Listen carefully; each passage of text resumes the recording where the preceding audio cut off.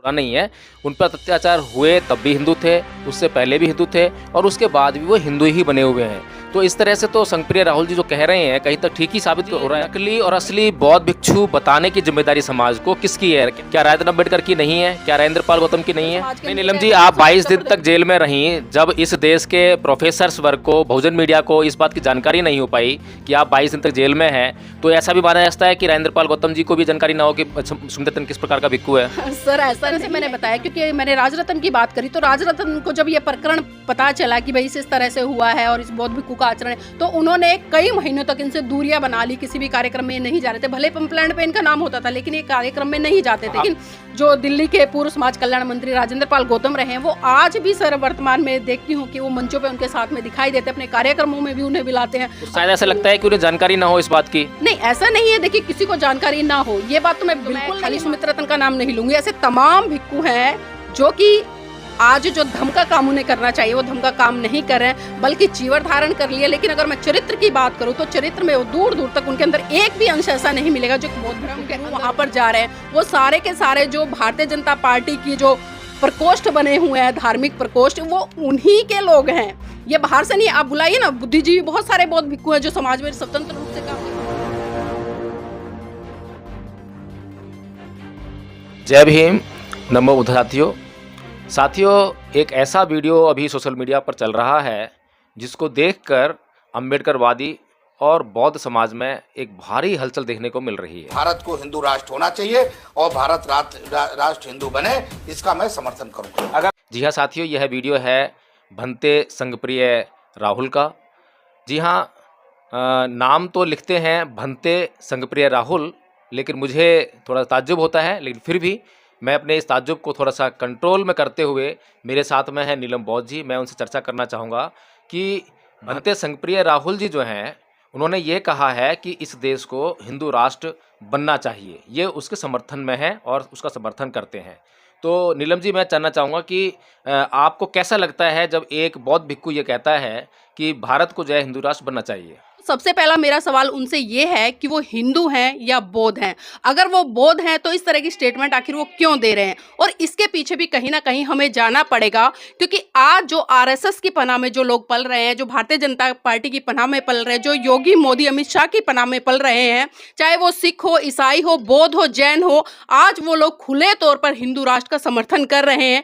इन बातों से हमें घबराना नहीं है, बल्कि ऐसे लोगों का हमें बायकाट करना है और ऐसे लोगों को चुन चुनकर हमारे समाज के सामने उन लोगों का पर्दाफाश करना है जो लोग आज चीवर तोड़े हुए हैं, जो कहने के लिए अपने आप को बाबा साहब का अनुयायी कहते हैं, बुद्ध का अनुयायी कहते हैं, कहते हैं कि हम जो करुणा मैत्री भाईचारे का संदेश देने वाला जो बौद्ध धर्म है उसका प्रचार प्रसार कर रहे हैं, लेकिन वो उसकी आड़ में हिंदू राष्ट्र की बात कर रहे हैं और हिंदू राष्ट्र को स्थापित करने के लिए लगातार काम कर रहे हैं। आपने देखा होगा पिछले दिनों जिस तरह से कुशीनगर की बात करूं या मैं उत्तर प्रदेश में तमाम ऐसे शहर रहे जहां पर जो बौद्ध धर्म है उसको लेकर कार्यक्रम हुए और वो कार्यक्रम भारतीय जनता पार्टी की तरफ से हुए। अब मैं एक सवाल पूछना चाहती हूँ, खासकर उन लोगों से जो भारतीय जनता पार्टी में हैं और जो अपने आप को बुद्ध धर्म का अनुयायी कहते हैं, जो पार्टी लगातार हिंदू राष्ट्र की बात करती है, बताइए वो किस तरह से सही रूप में और ईमानदारी से बौद्ध धर्म को फैला सकती है? ये मेरा पहला सवाल है। तो सर, इन लोगों की बातों से इनकी करनी कथनी को अच्छे से समझ जाना चाहिए। और एक कहावत आपने सुनी होगी कि बगल में छुरी और मुंह में राम, तो ये लोग उसी तरह के हैं। ये कहने के लिए तो जय भीम नमो बुद्धाय बोल देते, कहने के लिए चीवर ओढ़ लेते, कहने के लिए बौद्ध धर्म का प्रचार प्रसार करने की बड़ी बड़ी बातें कर लेते हैं, लेकिन सही रूप से जब उसको सैद्धांतिक रूप से चरितार्थ करने की बात आती है तो ये कोसों दूर खड़े नजर आते हैं। तो नीलम जी, जब एक मुसलमान हिंदू राष्ट्र का समर्थन करता है या हिंदू का समर्थन करता है, हिंदू धर्म के पक्ष में बात बोलता है, या जब एक सिख जो है हिंदू धर्म के पक्ष में बात बोलता है, एक जैनी जो है हिंदू धर्म के पक्ष में बात बोल देता है, तो जब एक बौद्ध भिक्षु अगर हिंदू धर्म के पक्ष में बात बोल रहा है तो इसमें आपत्ति क्या है? देखिए सर, आपत्ति की कोई बात नहीं है, लेकिन मैंने कहा ना कि वो व्यक्ति किस मानसिकता से बोल रहा है। ये मैं पहले ही बोल चुकी कि अगर आज भारतीय जनता पार्टी में कोई व्यक्ति रह रहा है, चाहे वो हिंदू है, मुस्लिम है, बौद्ध है, मैं फिर से रिपीट कर रही हूँ, अगर वो आज हिंदू राष्ट्र की बात कर रहा है तो हमें समझ समझ जाना चाहिए, वो उसके जो विचार हैं वो उसके व्यक्तिगत विचार नहीं है, बल्कि वो आरएसएस और भारतीय जनता पार्टी के द्वारा दिए गए विचार है, जिनको आज वो जनता तक फैलाने का काम कर रहा है। और कहीं ना कहीं जो बौद्ध समाज है या जो मुस्लिम समाज है या जो अन्य समाज है, उनमें एक भ्रांति पैदा कर रहा है कि आप जो हिंदू राष्ट्र है उसका विरोध मत कीजिए। लेकिन मैं यहाँ पर बता दूं, जो जागरूक लोग हैं, जो पढ़े लिखे लोग हैं, जो तार्किक सोच रखते हैं, जो विज्ञान को स्थापित करने की बात कर रहे हैं, वो आज खुले तौर पर हिंदू राष्ट्र का विरोध कर रहे हैं। और उसके पीछे कारण क्या है? क्योंकि 1995 में जिस तरह से सुप्रीम कोर्ट की जो स्टेटमेंट आई, उन्होंने साफ साफ कहा कि हिंदू कोई धर्म नहीं है। और आज जिस तरह से लोग धर्म के नाम पर नहीं, बल्कि मैं कहूंगी कि सांप्रदायिकता के नाम पर आज जिस तरह से हिंसा कर दे, अगर कोई मुस्लिम जय श्री राम नहीं बोलता तो उसकी हत्या कर दी जाती है। एक दलित अगर अच्छे कपड़े पहन ले, अच्छी पर्सनैलिटी में दिखाई दे तो उसकी हत्या कर दी जाती है। अगर वो घोड़ी पर चढ़ता तो उसकी हत्या कर दी जाती।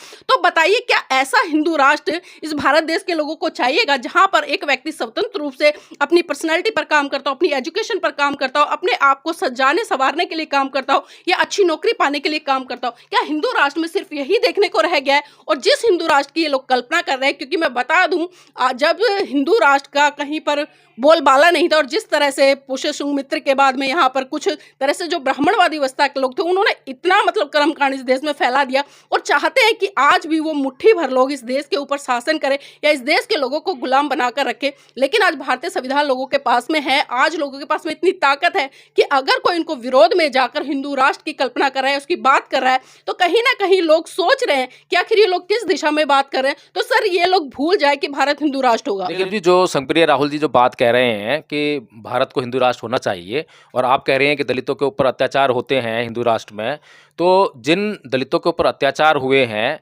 वे लोग जो हैं हिंदू राष्ट्र के समर्थक ही हैं, क्योंकि उन्होंने हिंदू धर्म छोड़ा नहीं है।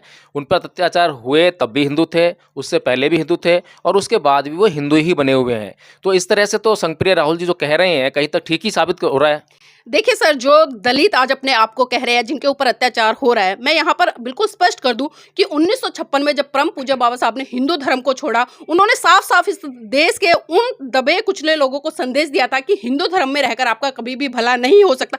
अगर दलित समाज के जो लोग आज जिन पर अत्याचार शोषण हो रहा है, अगर वो अपने महान पुरुषों को पढ़ते, अगर वो बाबा साहब को ही पढ़ लेते, तो मैं गारंटी से कहती हूँ आज जिस तरह से देश में जो वर्णवादी व्यवस्था पनपी हुई है, मनुस्मृति कहने के लिए 1925 में बाबा साहब ने जलाई थी, लेकिन उसके बाद हम देख रहे हैं कि जिस तरह से वो मनुस्मृति जली, लेकिन भारतीय जनता पार्टी और आरएसएस संगठन लगातार आज भी उस मनुस्मृति को देश में स्थापित किए हुए हैं। लेकिन बहुजन समाज के तमाम लोग नहीं समझ रहे, सिर्फ छोटे छोटे लालच में आकर आज भी आरएसएस का झंडा उठा रहे हैं, आज भी भारतीय जनता पार्टी का झंडा। जी नीलम जी, दोषी कौन है? संगप्रिय राहुल दोषी हैं या फिर वे बुद्धिजीवी वर्ग से आने वाले लोग दोषी हैं, जिनके ऊपर उस समाज को, दबे कुचले समाज को, जिसके ऊपर शोषण हो रहा है, अत्याचार हो रहा है जाति के कारण, जो है उसको समझाने की जिम्मेदारी है? देखिए, बिल्कुल आपने सही कहा। इसमें अगर मैं बात करूं, संगप्रिय भंते जी जो बात करें कि भारत को हिंदू राष्ट्र होना चाहिए, वो तो बिल्कुल कहेंगे, क्योंकि वो भारतीय जनता पार्टी के समर्थक है, वो आरएसएस के समर्थक है, और उनकी शय पे आज वो पल रहे हैं। जिस व्यक्ति की रोजी रोटी ही भारतीय समर्थक हैं या चापलूस हैं? चापलूस भी कह सकते हैं, तलवे चाटने वाले भी कह सकते हैं, क्योंकि जिनकी दुकान उनसे चल रही है तो उनकी बुराई कैसे कर सकते हैं। लेकिन यहाँ पर जो बुद्धिजीवी बहुजन समाज का नीलम जी, ऐसा है कि समर्थक उसे कहते हैं जो समर्थन करता हो सही बात का, लेकिन जो गलत बात का भी समर्थन करता हो तो उसे समर्थक नहीं कहेंगे, उसे जो चापलूसी कहेंगे। हाँ बिल्कुल, मैंने कहा सर, चापलूस है। इस तरह के लोग अंधभक्त हैं, सिर्फ अपनी दुकान चलाने के लिए इन लोगों का समर्थन करते हैं, इन लोगों की चापलूसी करते हैं, इन लोगों के तलवे चाटने का काम करते हैं। और ये दोषी कौन है? बुद्धिजीवी वर्ग दोषी है या? जी, बुद्धिजीवी वर्ग दोषी है, जो आज अपने आप को बहुजन नेता के तौर पर प्रस्तुत कर रहे हैं, अपने आप को बुद्धिजीवी कह रहे हैं, चाहे तो उसमें तमाम प्रोफेसर हो या बहुजन समाज के नेता हो, क्योंकि ये लोग ईमानदारी से काम नहीं करते हैं। अगर ये लोग ईमानदारी से काम करते तो आज जिस तरह से संगप्रिय राहुल जी भंते जी जो कह रहे हैं कि भारत को हिंदू राष्ट्र हो जाना चाहिए, मुझे कोई आपत्ति नहीं है। तो ऐसे दो कोड़ी के जो भंते बने बैठे हैं, इन लोगों की हिम्मत भी नहीं होती, क्योंकि आज जो बुद्धिजीवी है वो ईमानदारी से काम नहीं कर रहा है, सिर्फ उसको मंच चाहिए, माइक चाहिए, और थोड़े बहुत आंदोलन कर लेते हैं। लेकिन ग्राउंड पर जाकर जो बहुजन समाज के दबे कुचले लोग हैं, उनको बाबा साहब की विचारधारा से अवगत कराना चाहिए। बाबा साहब ने क्या समर्पण बलिदान इन लोगों के लिए क्या, वो बताना चाहिए, लेकिन उस पर कभी काम नहीं करता। और उसी का नतीजा है कि आज जो लोग चीवर ओढ़कर हिंदू राष्ट्र की कल्पना कर रहे हैं, हिंदू राष्ट्र का समर्थन कर रहे हैं, तो ऐसे लोगों की जो स्थिति है बहुत बुरी होने वाली है। अगर ये अब भी समय पर नहीं जागे तो मैं इनको बुद्धिजीवी तो नहीं कह सकती, स्वार्थी जरूर है। नीलम जी, जिससे संगप्रिय राहुल को आप जो लगातार भंते जी कह रही हैं, क्या वो भंते जी कहलाने लायक भी हैं? देखिए सर, भंते जी मैं इसलिए कह रही हूँ क्योंकि हमारी संस्कृति ऐसी संस्कृति है कि अगर सामने वाला हमारे से बैर रख रहा है, द्वेष रख रहा है या हमें अपमानित कर रहा है, अगर हम भी उसकी कैटेगरी में आ जाएंगे तो हमें उसमें कोई फर्क नहीं रहेगा। उन्होंने चीवर ओढ़ रखा है और मैं चीवर के अकॉर्डिंग उनको भंते जी बोल रही हूँ, ना कि जो उनका चरित्र है या उनके अंदर जो शरीर है उसको मैं बोल रही हूँ। मैं खाली जो भंते नाम है उसको मैं संबोधित नहीं कर रही हूँ, मैं उनको चीवर की जो जी। प्रति आस्था है उसको संबोधित कर रही हूँ। लेकिन नीलम जी, धम्पद में भगवान बुद्ध ने कहा है कि योचे बंद कस्सा व सिले सुसुपाए तो उपे तो तुम सच्चेन सैव कासा मृति। जो सत्य नहीं जानता है, सत्य पर आचरण नहीं करता है और सीलों का पालन नहीं करता है, ऐसा व्यक्ति कासा वस्त्र धारण करने का अधिकारी नहीं है। तो अगर बुद्ध की इस बात को अगर एक मापदंड माना जाए तो संगप्रिय राहुल के भीतर वह आचरण नहीं है, ना ही वो जो है किसी भिक्खु संघ से उपसंपदा लिए हुए है। अगर बुद्ध की इस बात को अगर सोचें समझें तो जो भाषा शैली संगप्रिय राहुल की है उसके हिसाब से तो वो भंते जी किसी भी कहलाने लायक योग्य ही नहीं है। देखिए सर, मैंने उनकी वीडियो के कई प्रकरण इसमें सुने हैं, जिस तरह से हिंदू राष्ट्र का समर्थन वो कर रहे हैं और वो कह रहे हैं कि मुझे निमंत्रण आ रहा है जो राम मंदिर में प्राण प्रतिष्ठा होने जा रही है 22 जनवरी को। तो पहले तो मैं एक बार उनसे ही पूछ लेती हूँ, क्योंकि अगर वो अपने आप को बुद्ध का अनुयायी कहते हैं, क्योंकि बुद्ध ने कभी भी ये नहीं कहा कि आप मेरी बात को ऐसा का ऐसा मान लो, या कोई व्यक्ति कह रहा है किसी धर्म ग्रंथ में लिखी है। आज जो प्राण प्रतिष्ठा की बात हो रही है तो सबसे पहले भारत देश के लोगों को ये सोचना पड़ेगा, और यहाँ पर जो संगप्रिय भंते जी हैं वो भी आकर एक बार बता दें लाइव सेशन में कि भाई जो प्राण प्रतिष्ठा है वो पत्थरों में कैसे हो सकती है। अगर नीलम जी, जो मोदी जी की जो रिक्वायरमेंट है कि जब प्राण प्रतिष्ठा उस राम की मूर्ति की हो तो वहाँ पर जो है दलाई लामा भी हो, वहाँ पर ये भंते राहुल भी हो, यानी बौद्ध धर्म का भी वहाँ प्रतिनिधित्व हो, जैनियों का भी वहाँ प्रतिनिधित्व हो, सिखों का भी वहाँ पे प्रतिनिधित्व हो। यानी कि वो ये दर्शाना चाहते हैं पूरी दुनिया को कि इस राम मंदिर को बनाने में जो है इस देश के जितने भी तमाम तरह के संप्रदाय हैं वो उनका समर्थन कर रहे हैं। तो इसमें जो है मोदी जी को जरूरी नहीं है कि जो असली नेता हैं इन धर्मों के या इन संप्रदायों के उन्हीं को वो बुलाएंगे, बल्कि उनको अपना समर्थन पाने के लिए जैसा कि बुद्ध ने एक मापदंड दिया और उस मापदंड को लोग भूल गए।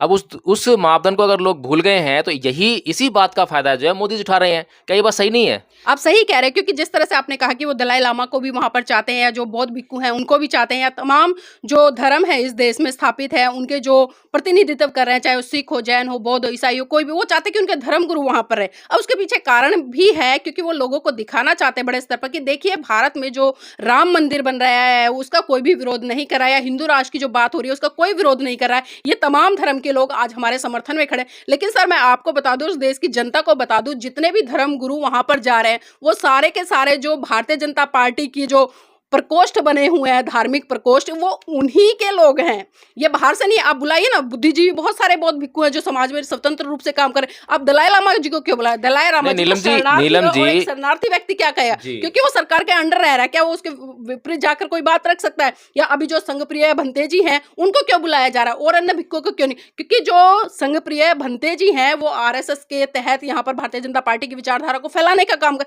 आप जो समाज में तमाम ऐसे बौद्ध भिक्खु हैं, मैं अगर भंते चंद्रिमा जी की बात करूं, भंते राहुल जी की बात करूं, या तमाम बहुजन समाज से जो बुद्धिजीवी लोग आते हैं, प्रोफेसर मैं राजेंद्र जी की बात करूं जो बिहार से आते हैं, आप ऐसे लोगों को बुलाइए ना, तब तो पता चले हमें कि हाँ भाई आप कहते हैं आपने भी बुद्धिज्म से आप। नीलम जी, आप लगातार जो है केवल और केवल बीजेपी को ही दोष दे रही हैं, मोदी जी को दोष दे रही हैं, जबकि आप अपने समाज को दोष नहीं देती हैं, जो कि इन जैसे लोगों को, संघप्रिय राहुल जैसे लोगों को जो कि चीवर पहनने का अधिकारी नहीं है, उनका बहिष्कार नहीं करता।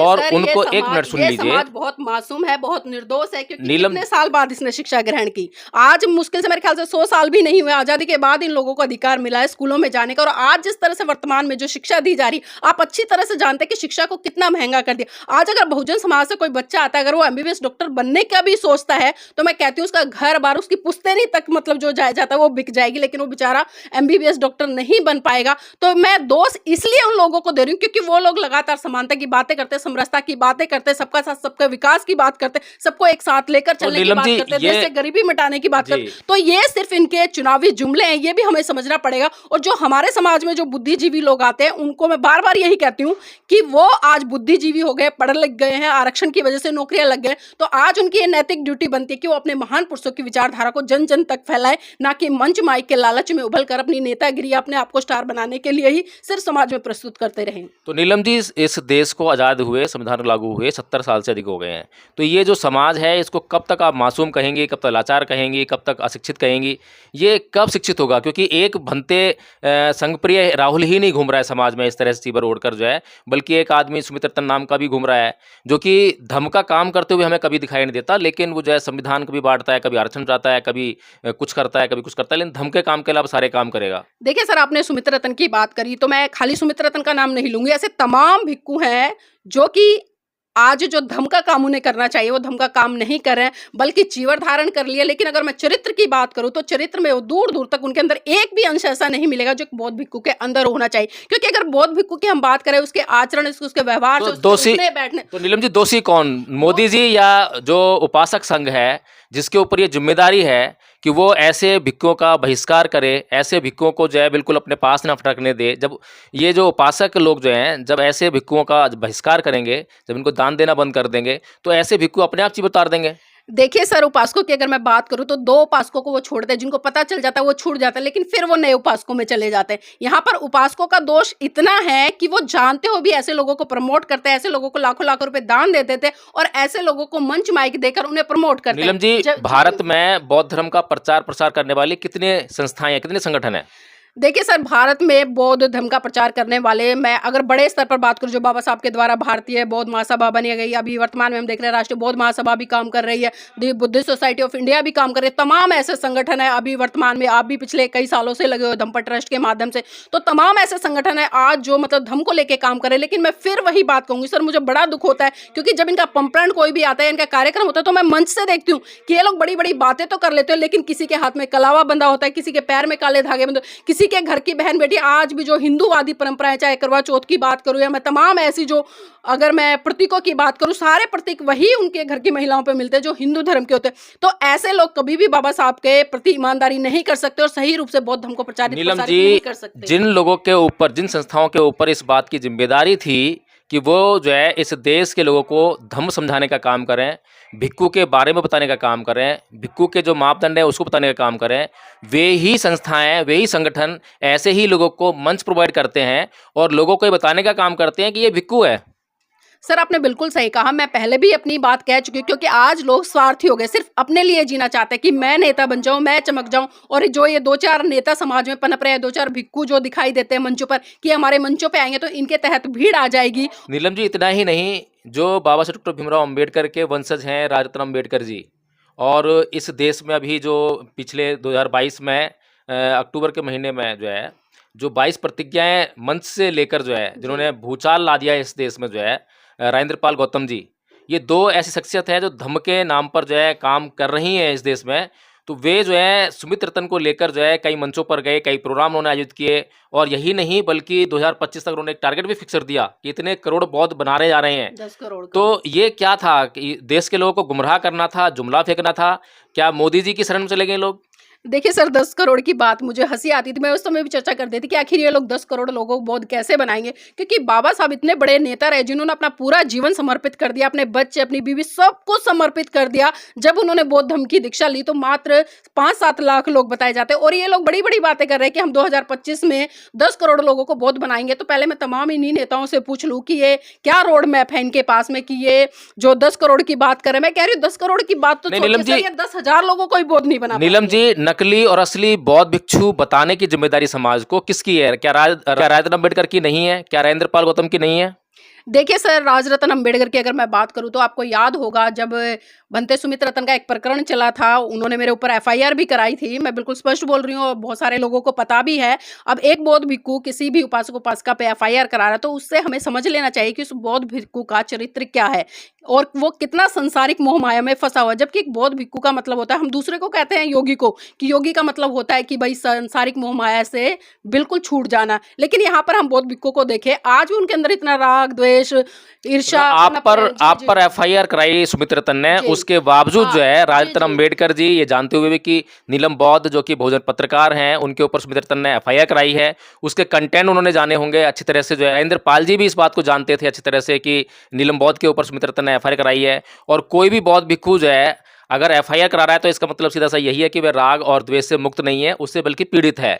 तो ऐसे व्यक्ति को मतलब जो है कि समाज के सामने जो है उसकी पोल खोलना या उसको उसका पर्दाफाश करना, इसके बजाय जो है ये लोग मंचों पर लेकर घूमते रहे। तो सर जिस तरह से मैंने बताया, क्योंकि मैंने राजरत्न की बात करी, तो राजरत्न को जब ये प्रकरण पता चला कि भाई इस तरह से हुआ है और इस बौद्ध भिक्खु का आचरण है, तो उन्होंने कई महीनों तक इनसे दूरियां बना ली, किसी भी कार्यक्रम में नहीं जा रहे थे। भले पंपलैंड पे इनका नाम होता था लेकिन ये कार्यक्रम में नहीं जाते थे। आप दिखाई नहीं जी, देते। वो दिखाई नहीं दे रहे थे। लेकिन अभी पिछले दिनों से हम देख रहे हैं कि वो काफी इनसे मतलब दूरियां हैं। अच्छा, फिर से आ गए हैं? नहीं नहीं, फिर से नहीं आए हैं, लेकिन एक वीडियो मैंने देखी थी 5-6 महीने पहले, तब वो एक वीडियो में इनके साथ में दिखाई दिए थे। लेकिन मैं देख रही हूँ कि कहीं ना कहीं जब उनको ये प्रकरण पता चला तो उन्होंने इनसे पीछे छुड़ाने का काम किया। लेकिन जो दिल्ली के पूर्व समाज कल्याण मंत्री राजेंद्र पाल गौतम रहे हैं, वो आज भी सर वर्तमान में देखती हूँ कि वो मंचों पे उनके साथ में दिखाई देते हैं, अपने कार्यक्रमों में भी उन्हें बुलाते हैं। तो शायद ऐसा लगता है कि उन्हें जानकारी ना हो इस बात की। नहीं, ऐसा नहीं है, देखिए किसी को जानकारी ना हो ये बात तो मैं बिल्कुल नहीं मान सकती। जो बहुजन समाज के नहीं नीलम जी, आप 22 दिन तक जेल में रही, जब इस देश के प्रोफेसर्स वर्ग को, बहुजन मीडिया को इस बात की जानकारी नहीं हो पाई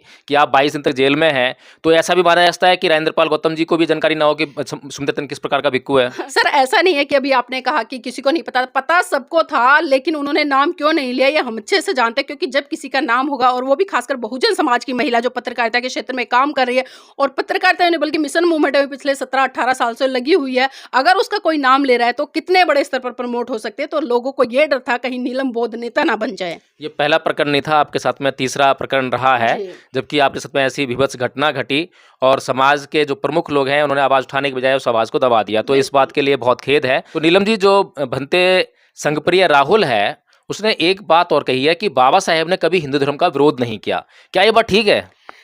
देखिए, मुझे तो समझ नहीं आ रहा कि उन्होंने कहाँ से पढ़ा है, कैसे पढ़ा है, और आरएसएस ने उनको क्या समझाया। क्योंकि आरएसएस की शाखा में जाने वाले तमाम लोग, चाहे वो कार्यकर्ता हो या धर्म प्रचारक हो या इनके आरएसएस के प्रचारक हो, वो सारे लोग यही बोलते हैं कि बाबा साहब ने कभी भी हिंदू धर्म का विरोध नहीं किया। अगर बाबा साहब हिंदू धर्म का विरोध नहीं करते, कान खोलकर सुन लीजिएगा सभी जो समर्थक ये कहते हैं भारतीय जनता पार्टी के कि बाबा साहब ने हिंदू धर्म का विरोध नहीं किया, तो मैं आपको बता दूं 25 दिसंबर 1927 को परम पूज्य बाबा साहब ने महाराष्ट्र में खुले मंच पर मनुस्मृति को आग के हवाले किया था। और वो धर्म क्या था? वो हिंदुओं का जो धर्म ग्रंथ था मनुस्मृति, किसी और का तो नहीं था, जिसमें कि महिलाओं के लिए तमाम सारी बातें लिखी थी। और ऐसा नहीं, जब हिंदू कोड बिल लेकर आए तो किसके खिलाफ लेकर आए थे? हिंदुओं के तो खिलाफ लेकर आए थे ना बाबा साहब। मैंने हिंदुओं के खिलाफ इसलिए कहा सर, क्योंकि जो सिद्धांत उसमें गढ़े गए थे वो कहीं ना कहीं, चाहे वो हिंदू समाज की महिला हो या किसी भी समाज की महिला हो, उनका खुलकर विरोध करते थे और उनको पुरुषों के अधीन रहने के लिए विवश करते थे। इसलिए मैंने कहा, और जब जब बात आई, परम पूज्य बाबा साहब ने खुल के हिंदू धर्म का विरोध किया। आप क्रांति प्रतिक्रांति पढ़ लीजिए, किस तरह से बाबा साहब ने एक एक चीज को समझाने का काम किया है। और आप इन लोगों की बातों में बिल्कुल नहीं है, क्योंकि आरएसएस और भारतीय जनता पार्टी जो इनको पढ़ाएगी, ये सिर्फ आप लोगों तक वही पहुंचाएंगे। मैं बार बार कह रही हूँ कि भारतीय जनता पार्टी के पनाह में पलने वाले और आरएसएस की पनाह में पलने वाले, खासकर वो दलित नेता जो इनकी चापलूसी कर रहे हैं, इनकी चमचागिरी कर रहे हैं, इनकी तो एक भी बात पर आप विश्वास ना करें तो ही अच्छा होगा। बाबा साहेब ने 22 प्रतिज्ञाएं भी ली थी, तो 22 प्रतिज्ञाओं में पहली कुछ प्रतिज्ञाएं जो हैं वो हिंदू धर्म के खिलाफ हैं, जो कि साफ साफ जो है वो हिंदू धर्म का विरोध दर्शाती हैं। तो संघप्रिय राहुल जो हैं उनको ये बात क्यों नहीं समझ में आती है? सर नहीं आएगी, समझ में नहीं आएगी, क्योंकि मैंने कहा ना, वो भारतीय जनता पार्टी की चमचागिरी कर रहे हैं, उनकी दलाली कर रहे हैं। अब समझने वाली कोई बात नहीं है, बड़ी मोटी मोटी बात है। जो 8 प्रतिज्ञा है, कोई भी साधारण, मैं कह रही हूँ अनपढ़ व्यक्ति के सामने ही वो प्रतिज्ञा बोली जाए, वो समझ जाएगा कि ये प्रतिज्ञा क्या कह रही है। लेकिन जो संघप्रिय राहुल भंते जी, जो कि अपने आप को धर्म का रक्षक कह रहे हैं, या जिस तरह से जो भारतीय जनता पार्टी की तरफ से एक प्रकोष्ठ चलाया जा रहा है बुद्धिज्म डिपार्टमेंट का, उसका प्रतिनिधित्व कर रहे हैं, ये सिर्फ लोगों को बरगलाने के लिए। आज हम देख रहे हैं कि बहुजन समाज के लोग हिंदू धर्म को छोड़कर बुद्धिज्म की तरफ जा रहे हैं, तो भारतीय जनता पार्टी ने नया पैतरा अपनाया कि अगर हम इस प्रकोष्ठ को नहीं बनाएंगे तो ये लोग कहीं और चले जाएंगे और हमारा विरोध करेंगे, और हमारा जो हिंदू धर्म है वो खतरे में पड़ जाएगा, हमारी सत्ता खतरे में पड़ जाएगी। तो इसलिए इन लोगों ने ये प्रकोष्ठ तैयार कर दिया और राहुल जैसे भंतों को इन्होंने तैयार कर दिया। तो साथियों, हमें ये बात समझ लेनी चाहिए अच्छी तरह से कि जो मोदी जी हैं उनका सीधा साधा एजेंडा है, क्योंकि अंतर्राष्ट्रीय स्तर पर उनको हर बात का जवाब देना पड़ता है, being prime minister of India, क्योंकि प्रधानमंत्री हैं भारत के और भारत की एक अच्छी पहचान है पूरे विश्व में जो है, तो उनको बताना पड़ता है हर एक बात के बारे में कि जो वो कार्य कर रहे हैं भारत के किसी भी वर्ग, किसी भी संप्रदाय, किसी भी जाति के खिलाफ नहीं है, बल्कि सबके लिए ठीक ठाक है, कोई दिक्कत नहीं है। इसीलिए मोदी जी की ज़रूरत है नकली भिक्खु लोग। और रही बात दलाई लामा जी की, तो दलाई लामा जी जो हैं इस देश में शरणार्थी हैं और एक शरणार्थी की किसी के घर में जिसमें उसने शरण ली हो, उसकी क्या बिसात होती है, ये हम सभी लोग अच्छी तरह जानते हैं। लेकिन ये जो संघप्रिय राहुल जो नाम का व्यक्ति है, जो आपको चीवर ओढ़ के कभी दिखाई देता है, केवल चीवर ओढ़ लेने से कोई भिक्खु नहीं बन जाता, बल्कि अगर आप बौद्ध हैं तो पहले बौद्ध धर्म का अच्छी तरह से अध्ययन कीजिए। तो साथियों, खबरदार हो जाइए, सावधान हो जाइए और जागरूक हो जाइए। अगर जागरूक नहीं हुए तो मोदी जी जो हैं आपसे आपकी संस्कृति, आपका धर्म, आपका सब कुछ छीन लेने वाले हैं। इसलिए इससे पहले कि कुछ छीना जाए, आप पहले से तैयारी कर लीजिए ताकि आप उसको बचा सकें। तो नीलम जी, आपका बहुत बहुत धन्यवाद हमारे जुड़ने के लिए।